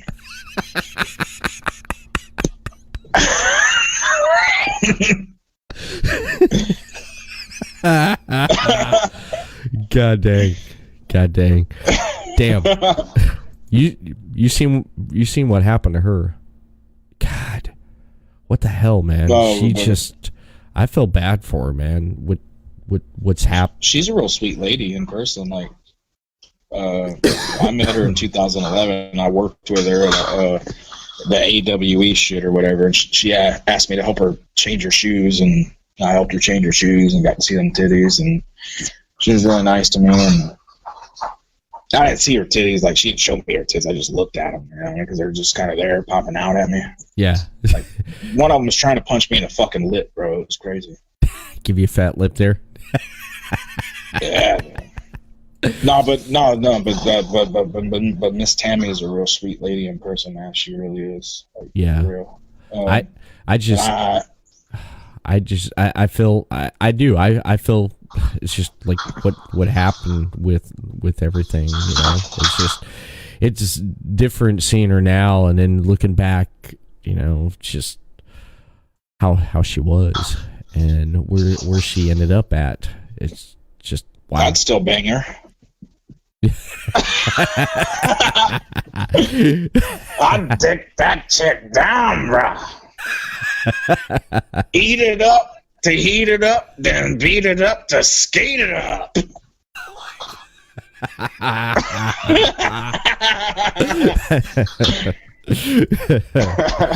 Damn, that's nuts.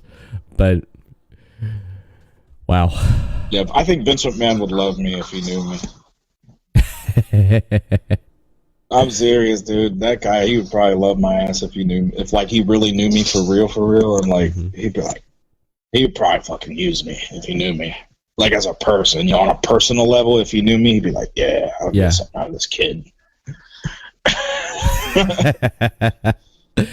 Hopefully, he don't put you in a ridiculous role. But like what John Moxley said on Chris Jericho, you want me to walk out there and eat this hot dog? I'll make it look like the best hot dog I've ate.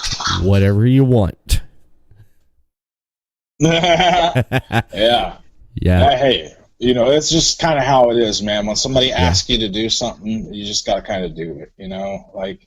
Right. When it comes to like the final decision, whoever makes the final decisions, you just got to kind of, unless you want to lose your job, or unless you're Shawn Michaels and got blown by somebody and whatever, and they got dirt on you. And no, I'm just kidding. I don't know if that's true about Shawn Michaels.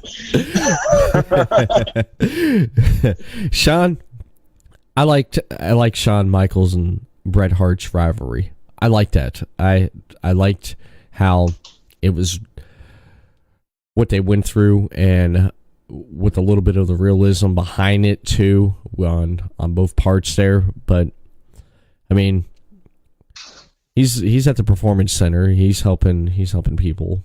He's, trainer, which is great. Mm-hmm. So I mean, he's passing that on there.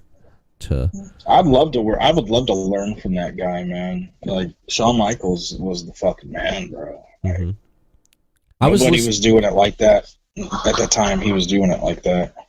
Yeah, he was really good. I was listening to a story that Jericho was talking about. I believe it was on his podcast, and he was talking about when he was doing that. I think it was in 2009. Remember that Chris Jericho and Shawn Michaels rivalry they had there in 2009, where Jericho hit his wife and everything. It was for the world title, and I remember that. Yeah, that right there. There was, when they were having a match there, Jericho during that middle of the match there, where they would get both knocked out, and then Jericho would get back up again. And when they were both knocked out there, Jericho tells Shawn, "I'm getting up." He says, "No." He said, "I'm going to get up." "No, wait for it." And he's like, "Wait for what?" He's like, "We got to get up." He's like, "No, wait for it." And then you hear the crowd, and then he was like, "Get up when I tell you." And then as soon as the crowd started roaring, he said, "Get up." And they both got up and went at it, and the crowd, he said, and he learned stuff like that, how to, you listen to the crowd, man. You listen to the crowd. You do a pretty good job, man, listening to the crowd there. I again, like I said, you're out there talking shit and stuff, and someone in the crowd yells something, and you're like, "Shut up!" And you're like, "Fuck you!" And I just love it, man. You do that.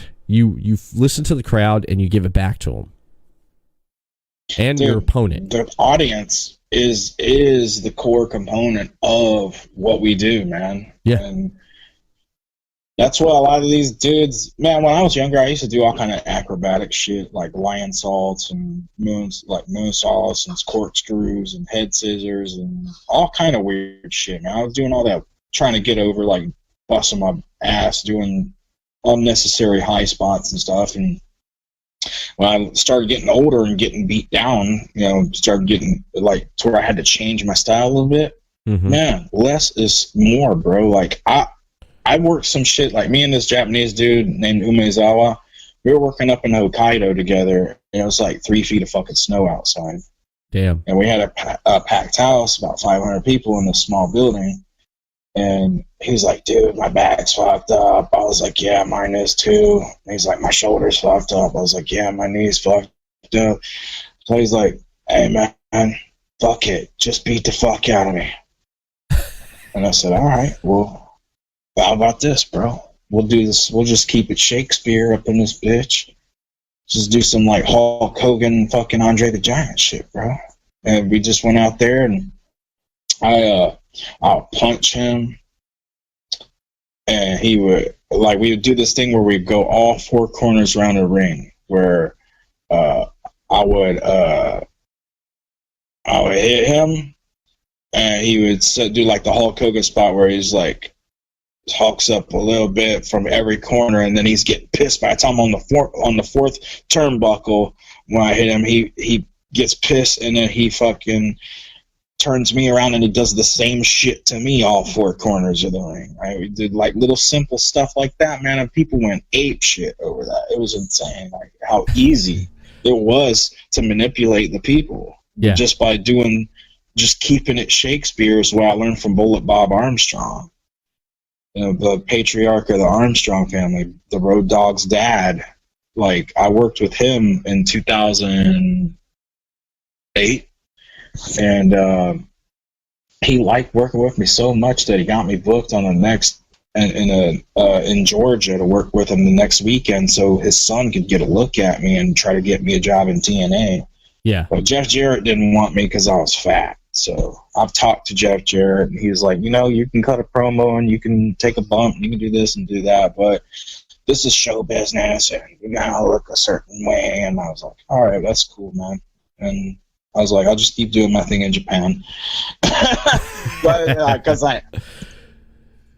Damn. But yeah, man. Like I've talked to fucking Ring of Honor. I've talked to TNA. I've reached out to everybody, dude, and everybody's hating on me, bro. So I just work in other countries. Like, I just work where other motherfuckers can't go. They're Exactly. like, oh, you're not good enough to work for our shitty company, little indie company, glorified indie company. But oh, okay. Well, your guys aren't fucking working in Japan. None of them have ever. Like, I'll go. Like, there'll be companies that would act like I'm like some piece of shit, like nobody, like jobber, and not want to book me. And I'm like, dude, do you realize I just fucking got put over by the Great Sasuke in fucking Japan, dude? Like, Yeah. It's like, are you kidding me? It just shows how much people do pay attention to what's going on in other countries overseas with wrestling, and then it shows who's paying attention, who's not paying attention. Yeah, man. Well, a lot of American wrestling fans, they don't really know about me because a lot of the bigger companies in the U.S., they don't want to do business with me for whatever reason. They won't let me have a platform to show what I can do. Like the biggest company that did something with me was Insane Clown Posse's company, the Juggalo Championship Wrestling. They had me come at one of their. I went to one of their gathering of the Juggalos. Yeah. And worked like three matches, and they let me win every match except for the one where I worked with Sabu, and it was a weapons battle royal, and Sabu eliminated me. Oh, dude, I gotta tell you about that, man. That was crazy. Yeah. Yeah. Tell me about that, because I seen that you were a part of that there. But yeah, tell me about that there. I like to hear about that. So Sabu he took a liking to me. Like I walked up to him at the backstage at the JCW event, and I was told that, hey, I'm working this weapons battle royal, and Sabu's coming out and he's going over. So I walk up to Sabu. I say, hey, nice to meet you, Sabu. My name's blah blah. I just introduced myself to him, and I said, so I heard we're going to be working together in this battle royal, and you're going over. I said, I don't want any of these no names eliminating me, so I want you to throw me out. And when I said that, he's like, all right, brother, I'll take care of you. And he took a liking to me, and like I bummed a cigarette off him. We smoked, and we talked, and we shot the shit, and we were cool. We just kind of hung out and talked a little bit. And then when we went out to the ring, dude, this motherfucker comes out with a chair, and he's blasting these motherfuckers left and right, concussion city. Like, he's giving these motherfuckers brain damage. And then he just lightly kicks me in the gut a couple times, like light as a feather. He's like, out you go. And I went out the ring, and he picks that chair back up and starts busting these motherfuckers left and right again. I was like, God damn. Damn. That's great. That's great. He took care of you, man. That's great. And that's amazing, man. That's amazing, Dad. So, damn, you smoked weed with Brutus Barber Beefcake. You worked with Butterbean, and you got thrown out of Battle Royal by Sabu. I mean, come on. Oh yeah. You're successful. You are successful. I've worked a lot of legend wrestlers, man. I've worked with Buff Bagwell. He was fun to work with because he was one of the ones that would actually do shit with me. Like he's the one that actually got me my job working for Mike Jackson, because that show I told you, me and Reese, the referee guy, we ran a show and we booked Buff. Yeah. So he was sitting at his gimmick table watching my match. I jerked the curtain with the guy named Inhuman Fly. So the first match on the card. So he was sitting out there and he was happy and shit because, like, everybody's friendly to him. So I was friendly to him. And he knew me because he had seen me like random places. Like when I was up in Ohio and he came through Ohio, he was asking me about where he could buy some pain pills. And I hooked him up with some weed. And then I also, seen him around in the Southeast when he first got released by WWE and all that stuff. So then I hung out with him like the week before on a couple shows and hooked him up with some pain pills and oh yeah, dude, it's so funny. So I gave him this hydromorphone pill, bro. It's like Dilaudid. Mm-hmm. And he's like, I don't know if I want any more of these, brother. It's not kicking like it's supposed to.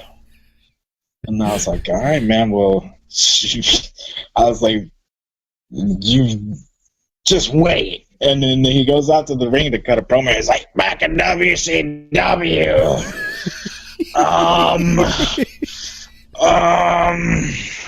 Back in WCW. Like, he was all fucked up.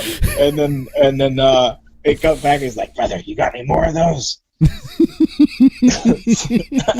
so he was, that's the good rapport I had with him when he was watching my match the next week at our show. Like, and he watched me work. It was the match with the Inhuman Fly. It's on YouTube.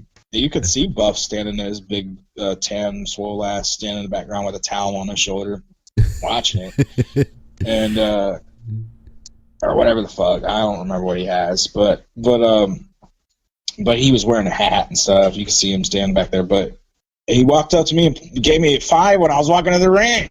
Like shook my he didn't think I was walking to the ring. He thought I was just walking around because I come through the front door instead of out of the dressing room. I came through the front door of the building. And he walks up to me and shakes my hand. And then I went in the ring and I fucking did my shit. And then we come backstage and he tells Mike, he's like, Mike, have you seen this guy work? Fucking phenomenal. It's like, you should book this guy. And so he got me my first job. He's like, I just got you your start, kid. So like my real start in the business. Like I'd already been in the business for 7 years, but I wasn't making no money at the shit then. But he got me a job where I was actually making money at the shit. Mm-hmm. And working with him, and that's amazing, man. So I think he really got me that job, so I'll be around to give him some pills. But you were his big Papa Pump. I'm your hookup. Holla if you hear me. Nah. Actually, I pissed him off because I had to cancel him once. Did you? He was booked in. The first show I did with Butterbean, the one I booked for this convention. Yeah. I had a budget of like $1,200, and then they changed it to $1,400 so I could book these 2 midget wrestlers. And Butterbean's backstage. He was looking at one of the midget wrestlers like, I could eat a midget. I was like, I bet you can, motherfucker. I've seen you eat fucking rack of ribs all by yourself.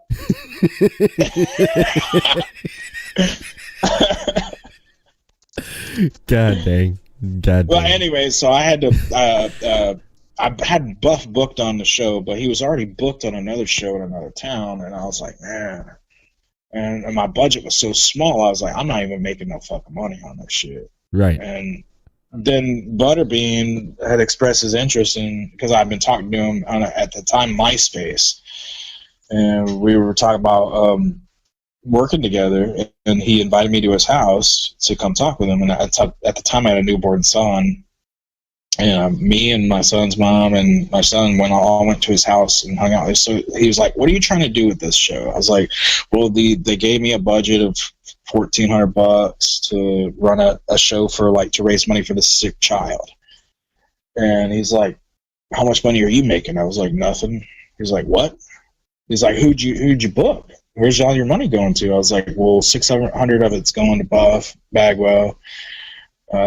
X amount's going to this, X amount's going to that." And I just showed him the whole budget. He was like, "I'll tell you what, dude, you cancel Bagwell and you book me, just pay me $300 and you keep $300. And the people at the convention that gave me the budget, they wanted Butterbean more than they wanted Buff Bagwell anyway. So basically they're the ones that asked me to get Butterbean instead of Buff. So somebody out there did. I don't remember who it was though. But anyway, so yeah, I ended up canceling Buff, and then Buff was pissed at me for it, and so I told him, "Well, I'll just give you $100 the next time I see you." And I haven't seen him ever since. Well, you're over on the other side of the world, man. How could he see you? Yeah, man. Well, Buff's a good dude, man. He's a really, really funny guy, really cool dude. I really enjoyed working with him. Like, he actually let me do some shit, you know, when I had my match with him. We had a really good match, dude. The one on YouTube, like, that's the one where I was wearing a black mask. And actually, part of the match is cut out. Like, the beginning of the first few spots of the match isn't even on that video. Really? That whole match from front to back was really a good match, man. Yeah, it just shows me, like, getting out of the ring from taking his shit, you know? Like, right.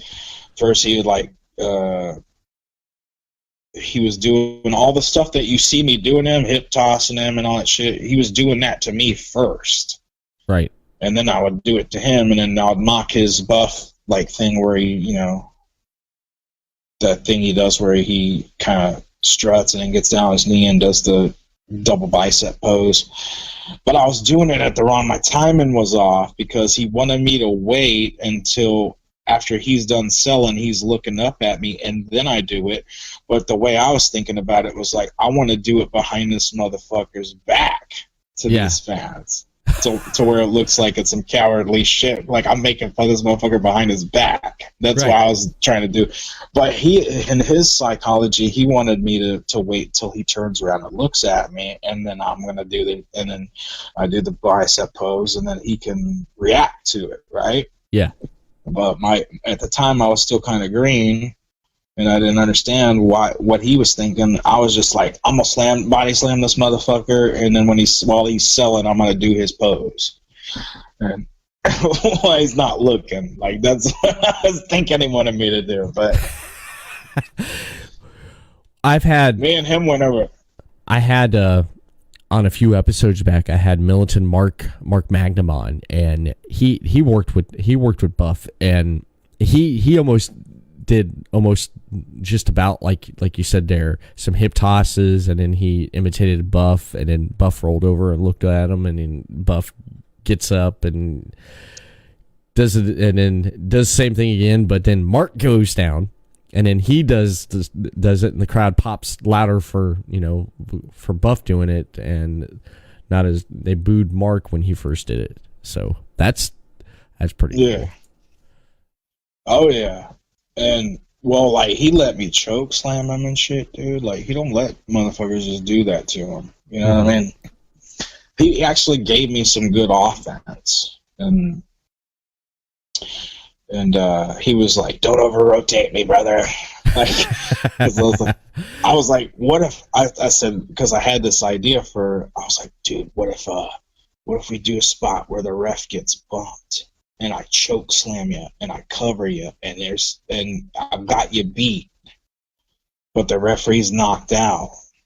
Or I said, what if we do bump the ref and you put me in the double underhook DDT and you pin me and you got me beat, and then but the ref's knocked out and you go to wake him up, but I choke slam you and then I got you beat.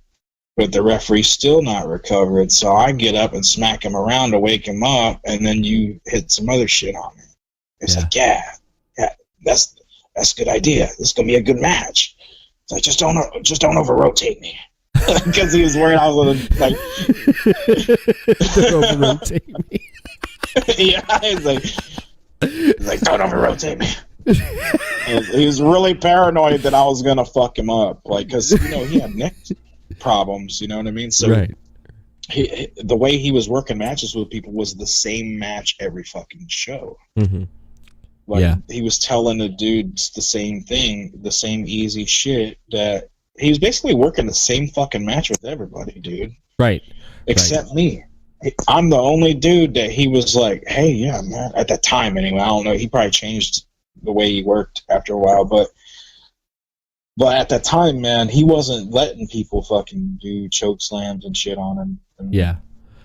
Well, when he faced Mark Magnum in the video, it's up on Mark Magnum's YouTube channel there with his match just there he has, and when that match he had with Buff there, Mark does a blockbuster. So Mark did it on Buff. When I watched this before I interviewed Mark, I was like, dude, he did the blockbuster on Buff. So when I had him on, I asked him about that. What happened was when he was backstage there, when he was in the back there, someone wanted to mention the Buff. It's like, oh yeah, Mark does a blockbuster, and he's like, no, don't tell him that, don't tell him that. And someone said, hey, he can do a blockbuster too. And Buff turns around and is like, oh, you can? He's like, yeah. He goes, yeah, hit it on me in the match. And so he was like, okay. So I thought that was pretty. You know why? You know why? You know why he did that? He probably like, if he could do it, that means I don't have to do it. Damn, that's crazy. But because he was at a point where he wasn't doing it, man. Like because of his neck, like you that's said. That's what I'm saying. Yeah. But he did it for me though. Like as the finish on me. Yeah. Like before, he was just doing that double arm DDT to people for the finish. Right. For the longest time, he wasn't even blockbustering nobody. Right. And then like, but with me, he took a choke slam and he gave me the blockbuster, dude. And for that, I'll always be grateful to him for trusting me that much and liking me that much to actually give me something. You know what I mean? Mm-hmm. Well, give me a good match. Exactly. That's if you get in there and you can work with someone, they can work with you. You can work with them, and you can put on an entertaining match for people. That's all good, ain't it? Oh yeah, man. Because let's be honest. I mean, Buff was my age now when I worked him. He was about 37. I'm 37 now, so he was 37 when I worked him. He was still in his prime. Right. When I worked with him, he was still Buff. He actually looked better than he did when he was on TV when I wrestled him. Right. In my opinion, he did anyway. I mean, but I mean, for that guy to like help me get a job and then fucking work with me and give me something, and then I over some shit where I had to cancel a booking on him, like things go sour. That's kind of unfortunate, you know what I mean? Like if I had a chance, man, I'll talk to him and send him $100. That's probably what I'll end up doing. Yeah, I mean, business is business, but yeah, I mean that. Yeah, you could you can do that. You could possibly do that right there. Just send it to him. Say, hey, sorry, but here you go. Yeah, that's probably what I'll do. He probably don't even remember me. It's been so long. What are you doing, you dumbass cat? My cat is like crawling in a suitcase. He's inside a fucking suitcase, like with the lid closed. That's crazy. Well, if your cat is in that suitcase, that means he's probably ready to go somewhere. And you think he's pissing in there? I don't know. Get out of there, you little cocksucker. You want to work or you want to shoot, bitch? I'll make you fucking sell. Damn. With that right there, we'll just leave it. We'll leave everything. We'll leave it like that right now. I mean, I wanna thank you for coming on. Oh, no problem, buddy. And talking. Well, I didn't get to tell everything, but it's all good, bro. But you know what? That means you can come back and we can always talk more. Oh yeah, dude. Yeah, that'd be awesome. Hey, if anybody's listening to this, if anybody actually gives a shit about me, like if just one person who didn't know about me knows about me and actually like takes the time to look at my body work and likes what I do, I just want to say thank you in advance. And I've got like albums and stuff out that you can listen to, and they're on YouTube. I mean, you can buy them if you want to support me, but you can also listen to them on YouTube for free. So I'm just grateful for any fan of my work or whatever. I don't like calling them fans. I like calling them my some supporters, kind of like, kind of like customers, you know what I'm saying? Because like people are just people, man, and I don't put myself on a pedestal or anything like that. You know what I mean? I treat everybody good, you know what I mean? And so anybody that appreciates my work, I just want to say thank you, and God bless you guys, and I hope that everybody's not suffering too bad from what we're going through with the coronavirus and all that shit. I'm about to smoke a acid-laced coronavirus joint, dude. No, I'm just kidding. Wow. Nah. That's a new one, man. I'm going to have to remember that. Yeah, man. Yeah. I just be saying random dumb shit just to try to make people laugh, I'm an entertainer, man. I love entertaining people, whether it's being goofy, whether it's like making jokes, whether it's making sexual innuendos to people that are just like, what the? Like, I just like making people laugh. It could be like the janitor is mopping the floor and he hears me say some goofy shit to somebody and he thinks it's funny. Like, right. I just like entertaining people, just making people's day better and making them smile, making them laugh, making them happy. That's what I believe I was brought on earth to do for people. Mm-hmm. Well, your body work shows it, and everything that on your YouTube channel there. You have a lot of content, so I've not even really got through a lot of the content, and I'm gonna be sure to go back through there and look at some more stuff there on your channel. You know what, dude? I actually went through my channel and was looking at stuff. I was like, dude, I did all this shit. Are you kidding me? Like, this stuff I forgot about. And I'm looking at it, I'm like, wow. And I'm laughing at my own. Dude, you brought me on here to do the Masked Wrestler shit, bro. We never even got to that. The Masked Wrestler? You're going to let the cat out of the bag? You're gonna let yeah, man. Well, here's what we'll do. Go ahead and close out my show with it, and then I'll say the plugs, and then you can take it home there. All right. So for you guys that don't know, like, I kind of do some like Andy Kaufman, Tony Clifton shit with this gimmick I do called the Masked Wrestler, where like I pretend I'm like a Southern wrestler talking shit about people. And the first one I ever did, I was talking shit about myself. And I was basically just making fun of like rednecks and whatever, like talking smack about me. And then I started getting requests to do Masked Wrestler shit for people. So like custom promos and shit for people. So I'm gonna do a little closing promo on this Everett Lee show in the Masked Wrestler. All right, I'm gonna put my mask on. Hey, if you listen to this podcast, this here's a Masked Wrestler, and you just got smacked in the ear with the head of my dick. Because this podcast, I don't do these little old podcasts now.